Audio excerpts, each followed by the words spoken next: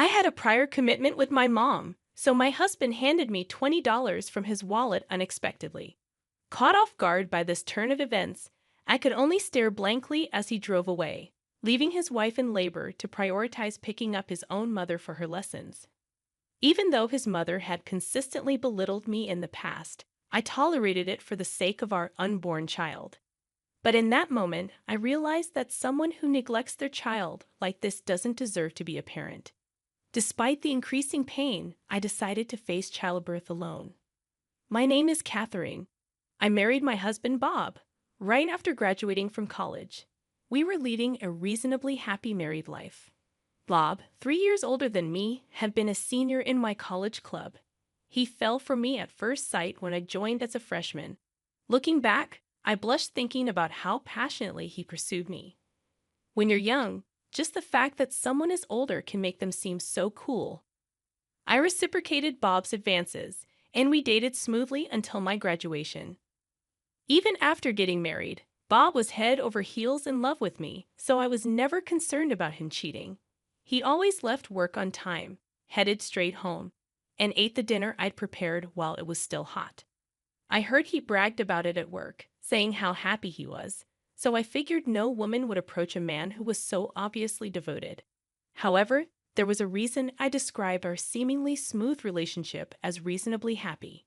That reason was my mother-in-law. I thought the age-old mother-in-law and daughter-in-law issues were things of the past. But the moment she saw me, she frowned and said, "What's up with that hair of yours? Looks like you dumped ink all over it. I bet you dyed it last night in a rush, didn't you? Trying to look pure and innocent? It's embarrassing. Can you leave my son here and just go back home? Honestly, if you knew you were meeting us, you should have taken care of your hair well in advance." When I first visited my in-laws before the wedding, she said this to me, and I was terrified and mortified.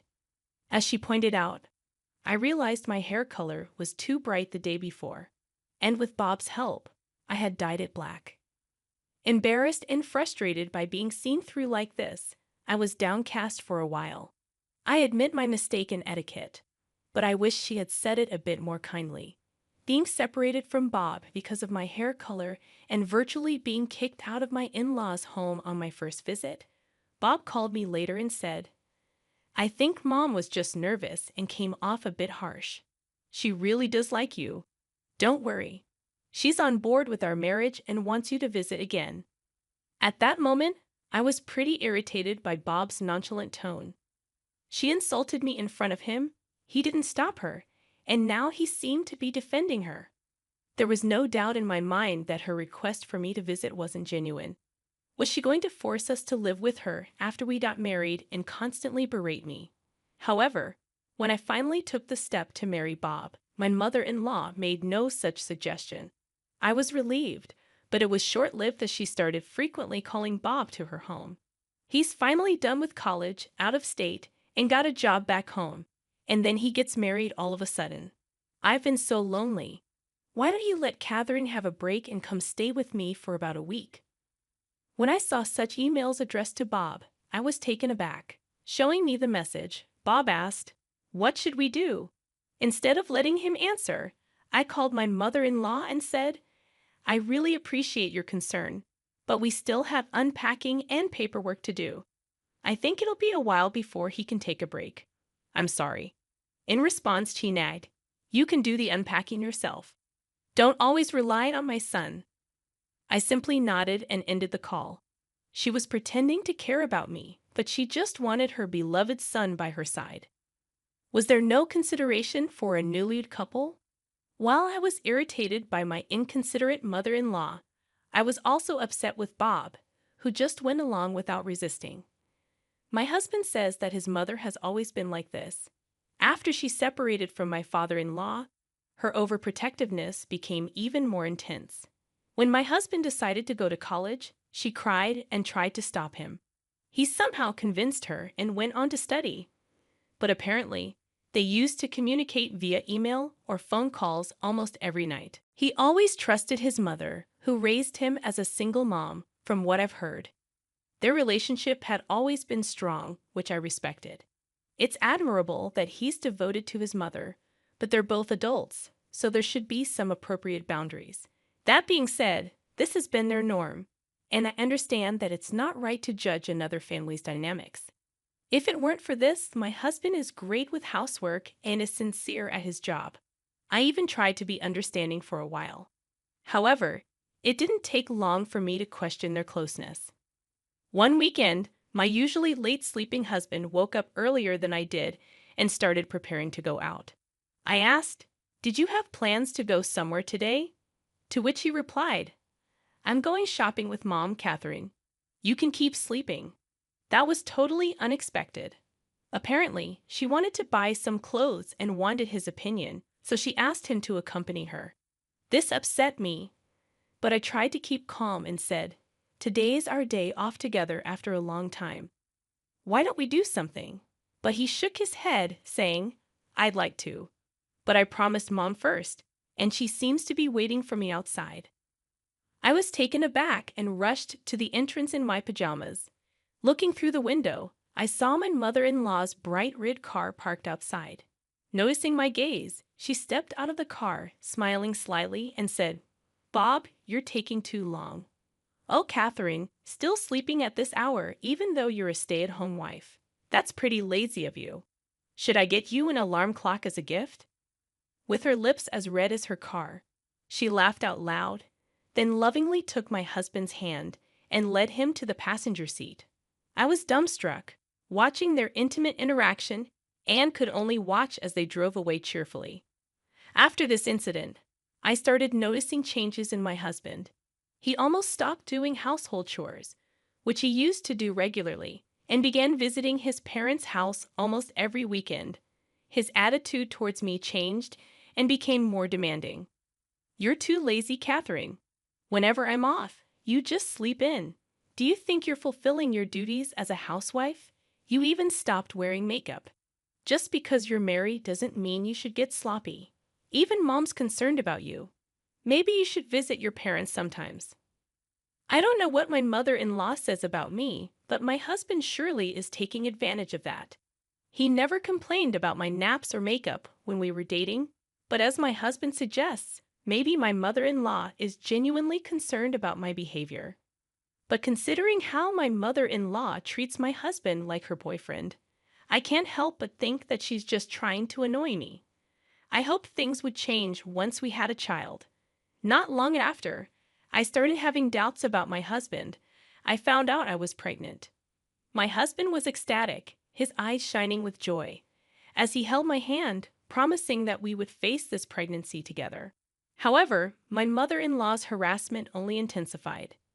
She would call my husband for trivial things like shopping, going to the doctor, or cleaning her house, leaving me, pregnant, all by myself. I tried explaining to my husband that her actions had a malicious intent towards me, but it backfired. Suddenly furious, he said, "Every time we meet, Mom talks about you, saying you should go to your parents or take some time for yourself. Getting mad like this will affect our baby. Just accept Mom's care and concern." From then on, he often left me alone. As days went by, my morning sickness got worse, and I expressed my desire for him to be with me as much as possible. However, he replied, "What can I do? Even if I'm with you, Mom also wanted to be alone when she was pregnant and didn't even want to see Dad." Feeling physically and mentally drained, I decided to face this battle on my own. Furthermore, on a day when we were out shopping for baby items, we bumped into one of my husband's colleagues unexpectedly.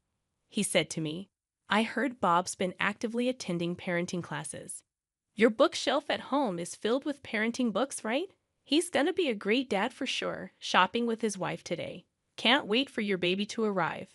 Surprised, I inadvertently blurted out, "What?" Bob quickly jumped in with a sheepish grin, saying, "Come on, stop that."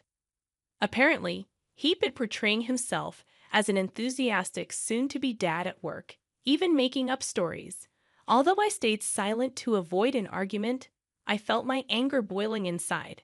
Ever since, he continued to prioritize errands with his mother-in-law, and occasionally, when we would meet his colleagues, they would always say, "Catherine, You've got yourself a dream husband, with a hint of envy. This kind of behavior built up over time, and I started to distrust Bob's actions and words. I can't say for sure if this stress was the trigger, but one weekend while I was making lunch, I noticed my pants were wet. A thought crossed my mind, and I immediately ran to the bathroom, fearing my water had broken.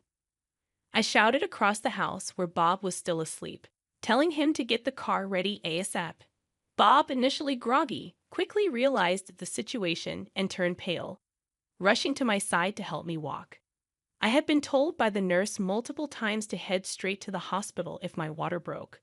Understanding the potential urgency of the situation, Bob was starting to panic as we were finally in the car and on our way, and I was beginning to feel contractions. Bob's phone rang, but he couldn't pick up since he was driving, so I, fighting through the pain, glanced at the screen. A sinking feeling washed over me when I saw the name Linda, his mother. Staring at the screen for a while, the ringtone persisted. Thinking it might be faster to just answer and explain, I reluctantly picked up. "Bob, where are you? You remember today is our weekly knitting class, right? Did you forget?" I shivered at the cloying voice she never used when speaking with me, but I decided to explain it to my mother-in-law. "The thing is, my water just broke, and I'm on my way to the hospital with Bob." As soon as I said that, my mother-in-law started yelling at me like she was a different person. "What's that got to do with me? Don't use my son as your personal taxi service. Can I speak to Bobby? I've got my weekly sewing class today after all, and I had this planned first." I was at a loss for words. Not only did she not care about her grandchild's welfare, but she also said she didn't care. Even when I remained silent, I could still hear her shrill voice. "I'm sorry, Catherine," my husband quietly said.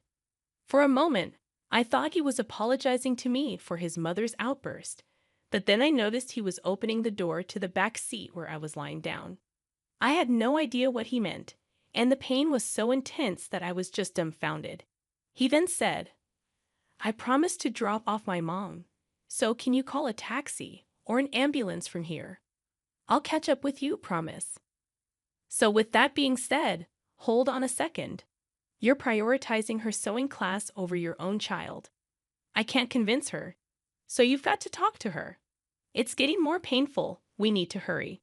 I raised my voice since I was running out of patience, but my husband grimaced and said, "It's a weekly thing. Can't be helped, right? I'm sorry I forgot to tell you about it. Here's some money. Try to manage with this." He took out $20 from his wallet and shoved it into my purse. Then he went back to the driver's seat, and without hesitation, he drove off, leaving me behind. This can't be real. I was left not far from our home. Given the neighbors might see, I quickly looked up a taxi service. Meanwhile, I could feel the amniotic fluid flowing between my legs, panicking at the thought of our baby's safety. Tears welled up in my eyes as I struggled with my phone. Neither the baby nor I did anything to deserve this. "Catherine." Suddenly, I heard my name called out.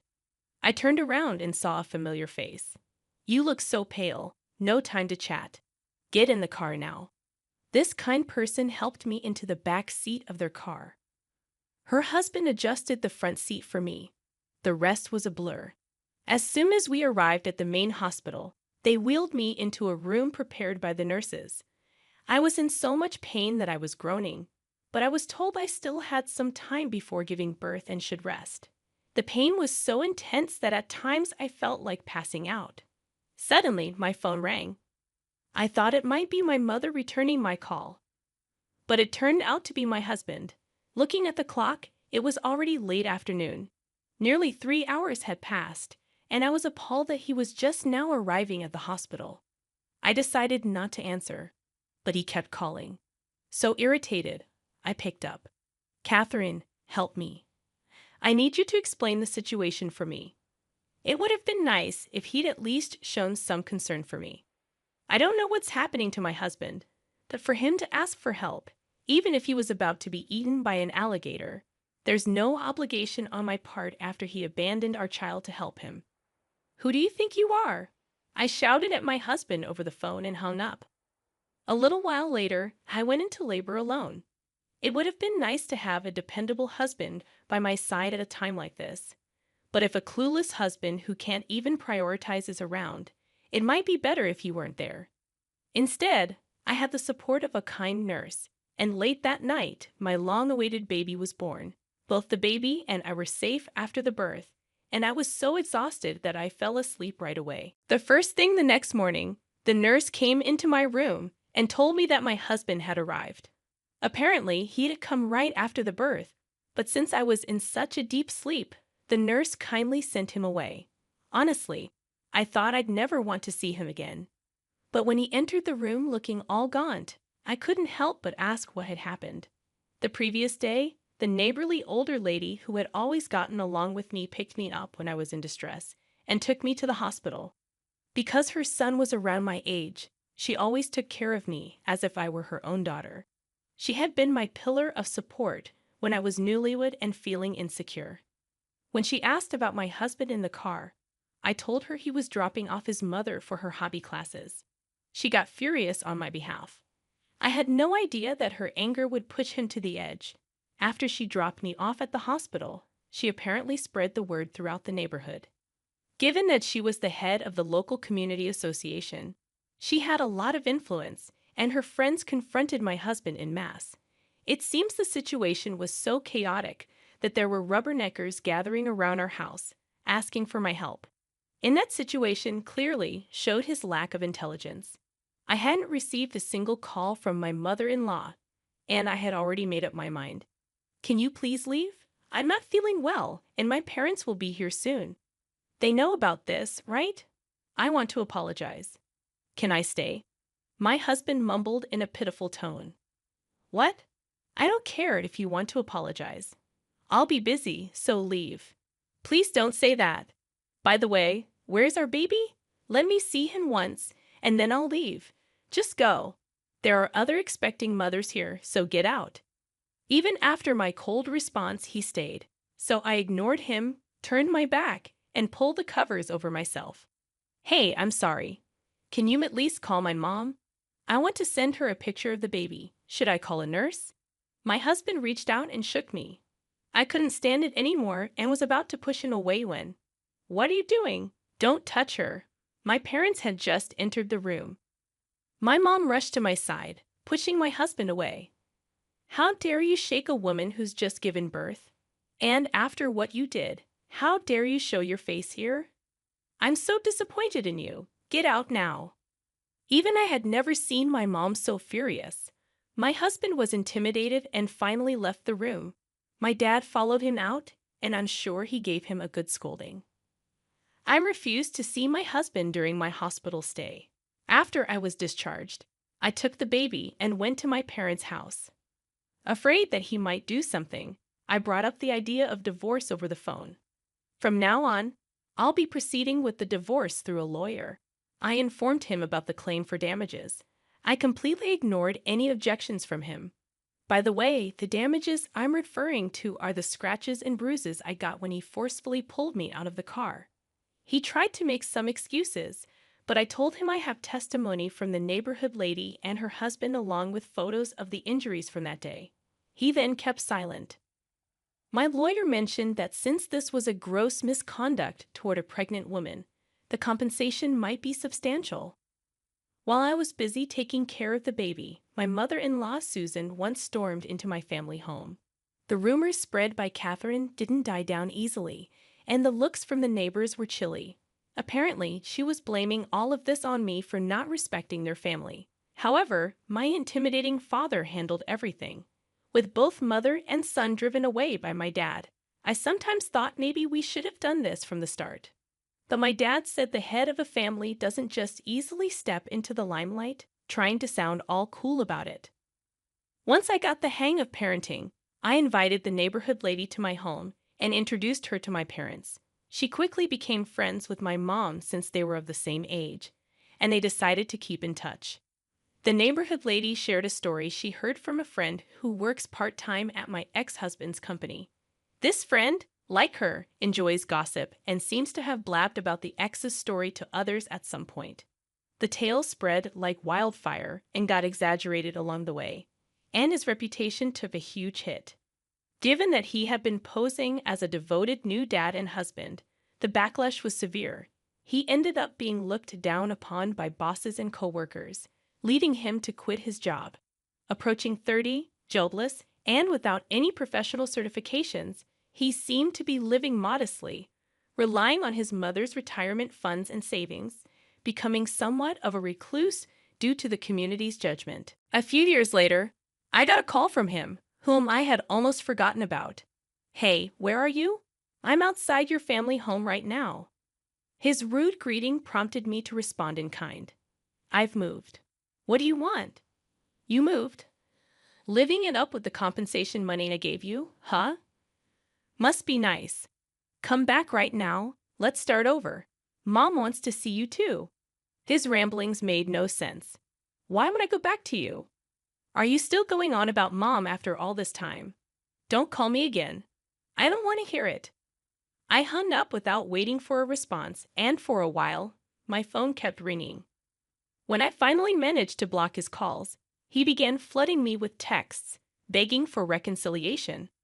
I read them just to be sure, but they were filled with nonsense like, "Don't you think it's sad for a child not to have a father? And even though you owe so much to Mom, not letting her see the child is utterly disrespectful." I deleted all of them and changed my email address. Though this whole incident was a nightmare, it allowed me to proceed with the divorce advantageously and take appropriate action against him. If a family member is going to be such trash, it's better for my child that they're not in our lives. I find comfort in this thought as I enjoy parenting, supported by my parents who have now become loving grandparents.